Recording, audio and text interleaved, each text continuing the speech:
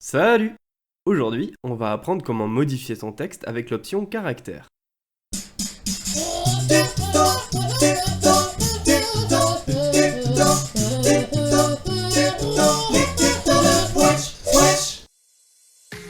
L'option caractère, tu y accèdes en allant dans Fenêtre, Texte et Caractère, ou alors avec un CTRL-T. Avant de commencer, une petite astuce. Pour modifier ton bloc texte, il te faut l'outil Texte et sélectionner ce que tu veux modifier. Et pour ça, tu peux le faire avec un clic et glisser, ou alors tu double-cliques sur ton mot et il est automatiquement sélectionné, ou si tu sélectionnes tout un paragraphe, tu le fais avec un triple clic. Une fois que tu as la fenêtre, n'oublie pas de cliquer une ou deux fois sur les deux petites flèches pour avoir toutes les options. Pour choisir ta typo, ça se passe ici. Et juste en dessous, tu peux appliquer un style, s'il y en a, car oui, toutes les typos n'ont pas forcément un style. La taille d'une police se choisit en points, et c'est dans cette fenêtre que ça se passe. Tu peux aller au-delà de 72 points en tapant manuellement la taille, et tu peux le faire pour tous les réglages. Juste à côté, nous retrouvons l'interligne que tu veux appliquer, ce qui correspond à l'espacement entre deux lignes de texte. Pour définir l'espacement entre les lettres, tu as le crénage et l'approche. Personnellement, j'utilise que l'approche en laissant le crénage sur auto.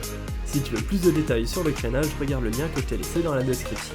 En gros, l'approche, c'est l'espacement entre les deux lettres qui sera identique partout. Tu as vu comment déformer ton texte dans une précédente vidéo. Je te mets la petite fiche là-haut. Mais ici, tu peux modifier l'échelle verticale et horizontale, ce qui déforme d'une autre manière ton texte. La rotation de caractère peut être intéressante pour simuler un style italique ou pour tout simplement faire pencher ton texte.